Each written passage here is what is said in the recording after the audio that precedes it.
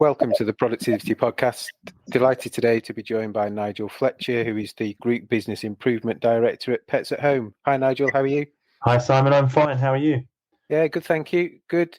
It's heading into strange old times again, I think, as we record. Everyone's a bit uncertain about where certainly in the UK we are or aren't going to end up. But other than that, all good. Thank you. Yourself? Very good. Very good. And the leaves are changing colour, Simon, and I love autumn. I love the autumn colours. So looking forward to some nice dog walks in the future, even if we do go into another lockdown. Yeah, well, that's one thing for sure, isn't it? We can all get out with our pets, which was a bit of a saviour during the previous experiences. So interesting that we touch on pets straight away. So we're going to touch maybe a bit more on that during this conversation, Nigel. But before we dive into kind of your experiences over the past 12, 18 months at Pets at Home, let's find out a bit more about you. So can you give us a bit of kind of a career bio, what you've done in your career, how you've got to your role at Pets at Home? I can indeed, Simon. I suppose I'd start by saying I just love retail. My father used to work for a company called Ryman's. I don't know whether you know them, a stationery store, predominantly in London, but they've got stores all over the country as well. Theo Pathitis owns them, does he? That's right. And he spent many, many years opening stores for Ryman's, and he got me a Saturday job when I was 15, and I was just in seventh heaven. Absolutely loved it. So it's no wonder that I chose to join the Tesco graduate programme when I left university, and stayed there for many years, focusing mainly on delivering change. It was just an amazing experience, getting involved in so many different parts of the business, understanding exactly how the business like at Tesco operates, really understanding the drivers for success. Really importantly, understanding the economic model. What makes a business like Tesco perform so well and do so well for customers. So after many years at Tesco, I moved on. I moved into management consultancy for a while, mainly to broaden my experience in retail. I quickly realised that experience at Tesco was really relevant everywhere, to be honest, and any single, not just retailer, but service sector business that is operating in the UK and in any Western market. That experience at Tesco really held strong for me. So now I find myself as Group Business Improvement Director, as you say, and lucky enough to sit on the Group Exec team at Pets at Home, which is an absolutely fantastic business, absolutely brilliant business, and really enjoying it. I live at home here in Bishop Stortford with my wife and 3 children and 2 guinea pigs and 1 brown Labrador. Excellent. So practicing what you preach, your own little menagerie or pet shop there at home as well. Well, the children are quite feral, Simon. So. Very good, very good. So have you, let's just tip back to Tesco's a second. I visited the store in Holborn last week, the new, I suppose, their take on the Amazon Go concept. Have you got a view on that? Have you managed to go yet? I haven't been in the Tesco store, but obviously I've been in the Amazon store. I mean, in some ways, it's massively underwhelming, isn't it? Because you just go in, pick up the products and go out. You spend a little bit of time trying to cheat the system. And underwhelming in a way that's exactly how technology should work. It's making the retail experience really accessible. I mean, I love it. I absolutely love it. I think it's fantastic. I think it can actually lead to better interactions between customers and colleagues, more engaging conversations, less transactional. So we're not standing there at the checkout just scanning items in a really functional way. Every interaction I have with colleagues on that shop floor is going to have a real purpose to it. And as I say, really, really convenient and seems to work really well. I've tried to beat the system a number of times and have failed on every occasion. Yep, join the club, you pick it up and put it back somewhere different and then walk out, see if you get charged for that or something else, and it works. Yeah, interesting. Like you, I've been to the Amazon Go or Amazon Fresh, depending on which side of the Atlantic you are. I've seen the Tesco's one last week. Yeah, from a shopping experience, it all comes into the play of colleagues, like you say, because functionally you walk in, you pick something up, you walk out. It's quite clean and a simple process. It then becomes a theatre of adding the colleagues in. So it'd be interesting as it moves for me out of maybe a convenient food to go market into a more service orientated business, how that all comes into play.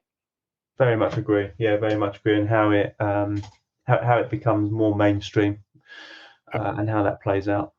Absolutely. So let's talk about Pets at Home then. And you guys were one of the retailers that was open through that whole pandemic period, the lockdowns that we had, and clearly we saw and reported in the news a massive growth in puppies being bought, general pet ownerships, and unfortunately some of the news coming out of that isn't as good, with the number of puppies being taken into RSPCA shelters or given up from that period as people move back to a more normal life. But what was your experience with pets at home in that whole COVID lockdown world, and what type of things did you start to learn along the way? Well, Simon, I joined Pets at Home literally, and I'm not exaggerating here. I joined Pets at Home on the 16th of March 2020, which, casting your mind back, was absolutely the first day of the first lockdown. So it was a really interesting experience. I was joining a business thinking that I was going to be travelling up to Manchester to where our head office is, our support office is. And I hadn't had to do that at all. But I joined on that first day. And as you can imagine, like a lot of businesses and especially retailers across the UK, we were having to look really closely at our finances. We were quickly working out what all this meant for our business. And it was a scary time for us sitting around that table, but also for all of our colleagues across the business as well. And I have to say, the team I joined was in full flow. And it was really impressive. They'd already set some really clear principles, some very simple, clear principles, putting colleague welfare right to the top of that list, pet welfare closely second, and really using those principles, of which we had about 7 or 8 of them, to really drive all of the quick decisions that we were having to make. Now, as we worked really closely with the BRC, and we felt really strongly that pet welfare meant that pet shops should continue trading through the lockdown. And thankfully, as you say, the government guidelines confirmed that shortly afterwards. So we were one of the lucky retailers who continued trading. And it was an interesting time. We continued trading, of course, but we had to make some really significant changes along the way. We had to really change our operating model. As you can imagine, like most other retailers, we fundamentally had to change our model from wanting our colleagues to really engage with customers to working out how to minimize contact, whilst also delivering an essential shopping trip that customers and pets really needed at that time. So it was an interesting time, Simon. Interesting time. And for those that may not be familiar with kind of the whole pet care side of things, just give us a quick insight into that world of daily routine. So there's clearly cleaning processes that happen on a day and within a day basis. But what are the colleagues required to do on a day-to-day basis at a high level from a kind of pet care and welfare point of view? Well, if you look at one of our stores, if I focus on our physical estate to begin with, within each of our stores, we have a retail part of the store. We're selling product. Within that, we do also have pets, and we have an adoption centre. So we've got pets that are no longer wanted elsewhere that we're trying to rehome, and we've also got pets that we are selling to new customers. And then we've also got in a lot of our sites a vet business, Vets for Pets, and that's a fully functioning vet practice with surgeries, consulting rooms. Procedures are happening on site, and it's a proper medical facility. And then we in most of our stores we have a groom room as well. And you've got to realise through the lockdown, this was an interesting point, that grooming for lots of breeds of dogs is actually it's a welfare issue. If their coats get too long and get matted, then it can be really detrimental to their health. So that was an important service to maintain as well. So we've got product, we've got services, we've got grooming, we've got all that going on. And you quite rightly point out there that a very important part of that is looking after the pets that are in our stores. And we quickly decided to remove pets from our stores, just from a welfare perspective. There's lots shut down during the lockdown, and if you've got a small family, then you probably want to go to a pet shop and look at some pets. But we really didn't feel comfortable to have lots of customers crowding around the pets at that time. We wouldn't be able to maintain social distancing. It didn't feel right for our colleagues. And when you've got lots of customers around, it's not right for the pets either. So we removed pets from our stores during that time and really moved back to a really essential shopping trip. Vets were doing consultations in the car park. We only did welfare grooms in the groom rooms. We did really basic grooms for breeds that really needed it. And we really scaled everything back as much as we possibly could. Feels like a long time ago now we talk about it, but yeah, not too distant past, unfortunately, or fortunately, depending on your view of life. So it sounds like you made some really sensible decisions. Clearly, pet welfare, colleague welfare, and customer welfare at the heart of all those decisions. On the flip side of that, it was a time when there was only a selected few retailers open, so the likes of yourselves, clearly supermarkets. So you must have seen some growth as people clearly bought more pets because they were at home, but you must have seen some growth on the retail side as well. And how did that kind of harness back into making sure you've got colleagues in a good state of mind because it's a difficult period? You're experiencing some growth because you're one of the few retailers that is open from a kind of capability and capacity point of view. You're completely right, Simon. We have experienced some really good growth. I think people in the UK have reconnected with their local environment. I think they've reconnected with their families. And it's well published that a lot more people are buying pets and choosing to have that experience at home. And quite naturally, we have seen an uplift in volumes because of that across the entire business.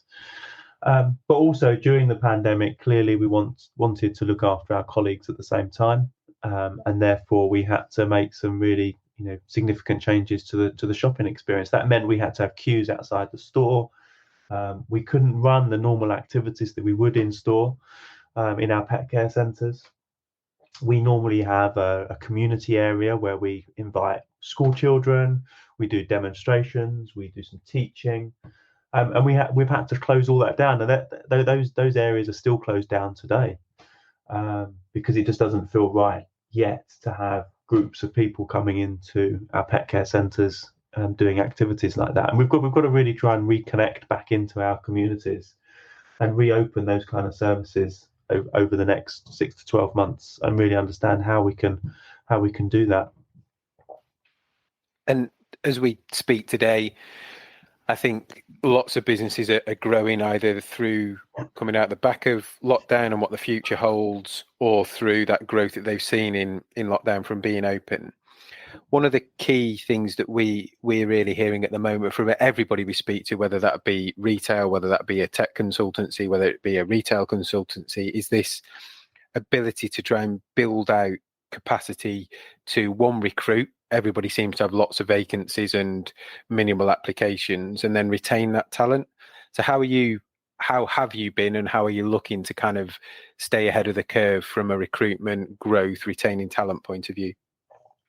Yeah, it's always been a strong strength of ours, recruiting the right people into our business. A lot of the colleagues in our stores, when you talk to them, they have a real love for animals and for pets, and that's a real hold into the business. And it's a real reason to come and join Pets at Home, for that love of animals and pets. So I think that drives a lot of loyalty for us. But you are right. As our volumes grow and as we grow as a business, we've got to keep ahead of the curve. So recruitment is really, really very important. And we've also probably read a lot of the articles about the Great Resignation of 2021. We're not immune to that. People are moving jobs a lot more now, I think, than ever before. And I think there's also a movement back towards travelling less for work. So I think we've seen a lot of colleagues and a lot of people in the UK make different choices around where they work and how they want to work. And really, for us, it comes down to offering everything we can as an employer to our colleagues. And I think flexibility really comes into that significantly. As colleagues want to plan their life around their work rather than really having to work at certain times, and be able to be really flexible in that working pattern is really important for us going forwards. And a lot of colleagues have wanted to move to part-time, I think, during that time as well. But it is a struggle. I mean, the biggest area that we're struggling with at the moment is distribution. I think a lot of places are as well. We have 3 distribution centres across the UK. and they're in locations where there's lots of other distribution centres as well. So, people who want to work in distribution are sport for choice in those areas. And I think, what really attracts people to our business is the culture, and really that moral compass that that shows that we do what's right. When it comes to colleague welfare and pet welfare, like we showed during the pandemic. So hopefully that wins through in the longer term, even though we've got some of these short term blips pre Christmas in terms of distribution. I think I was reading the other day that I think it was even Tesco's actually offering significant signing on bonuses for people to go and join their distribution arm.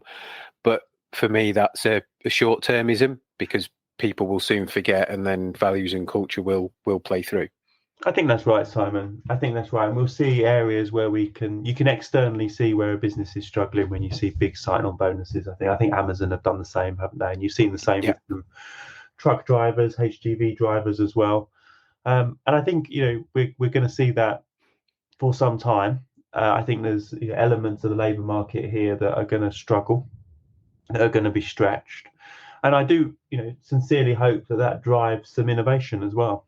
I think if we can reduce the workload but also increase the output at the same time, a renewed focus on the cost to serve, on the processing elements of each job, then I think a scarcity of resource can drive some innovation across all parts of our business and other businesses as well. Yeah, it could be an exciting time. Hopefully lots of those things that have been on the agenda for a while, certainly in the kind of retail tech environment, start to play through. But I think the other point it starts to move our conversation into is that piece around the future. So colleagues of the future may be a more service-led, because we've automated or removed process which is more manual or more doing. Is that kind of the stance you're taking and the way you're seeing things will pan out? Very much so. My view is that if we have a colleague who is in one of our pet care centres, the most value-adding job they can do is engage with customers and meet new customers, impart their knowledge about pets and animals, give advice, whether that's about nutrition for the dogs, whether it's about the coat and best care, whether whatever it might be. The most value add that colleague can give is to engage with customers and impart their knowledge. So that means, as you quite rightly say, all of the transactional, functional, physical processes, the more we can simplify, remove, automate those processes, the better, because it just releases our colleagues to go and engage with customers. And that's very much the stance that we are taking, and I think that helps with recruitment as well, because each and every one of those jobs is more rewarding, it is more engaging, it does attract the kind of person that we want working in our business as well. And potentially there's some kind of transition challenge, isn't there, of maybe the skill set that was recruited for historically morphs into a different skill set. So there's an upskilling piece of work, or a transition to a different type of person that comes into the business. I think that's right. I do think that's right. I mean, we've recruited for colleagues who engage with customers for a long time, but there will be some elements of transition, and there will always be a place for some of those more transactional tasks. There are, a number of colleagues within our business, a number of people in our communities that will want jobs that aren't customer facing, and I think any business can offer those. Look at the distribution jobs, look at the logistics jobs, but when we're thinking about those pet care centre or the store jobs, I think they are really very, very people centric. I think those softer skills of engagement, talking and imparting knowledge is going to be the most important skill set that we're looking for going forwards, and it's probably a skill set that's going to be in strong demand across all retailers and across the whole service sector. Yeah, no, I agree. I think those interpersonal skills, clearly service champions, are going to be a hot property, which means that price goes up, doesn't it? If there's short supply and high demand, then those roles become better paid or have better benefits around them. So it'll be an interesting market, maybe shifting more from an employer market to an employees market, and then having greater choice of job roles where they choose to feel they belong.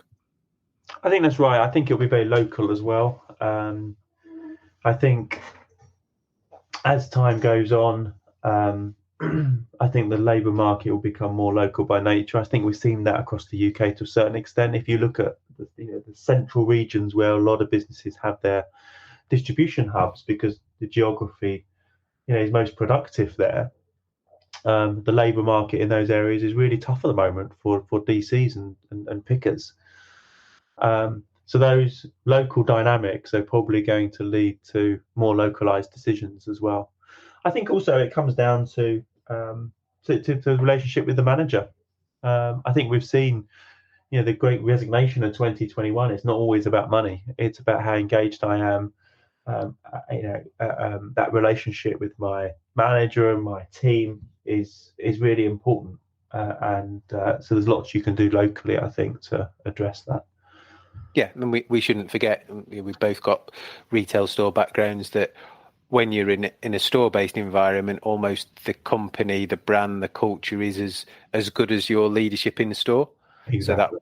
So that will be varied, unfortunately, just because we're a population of humans and we're all slightly different. But it is interesting and shouldn't be forgotten that there's lots of stuff central teams can do, but actually the local leadership deliver that, empower that brand, empower the people, or actually it could become something very different.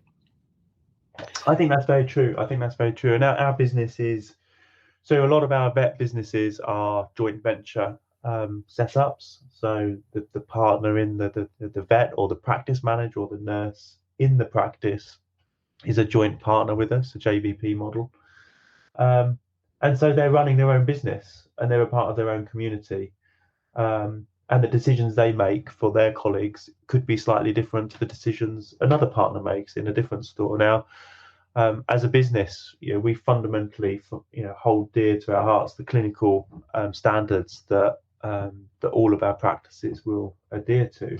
But at the end of the day, they are local teams, and it's those local teams that really knit together and attract the right talent in that local area, I think. Absolutely. And looking forward then, so future plans that you can share for the business, expansion, growth, is there a move into different types of services? You've talked about grooming, the vets, etc. We all love pets at home. So our focus is always going to be across pet care. Our ambition in our strategy, as is widely published, is to build a pet care ecosystem, to build an ecosystem of services and products that really improve the lives of pets across the UK and enable owners to give those pets the best possible living standard and the best possible life they can have. So I'm sure you can imagine all the kind of different services and different products that you could flow into that ecosystem. And of course, we're looking at them all of the time.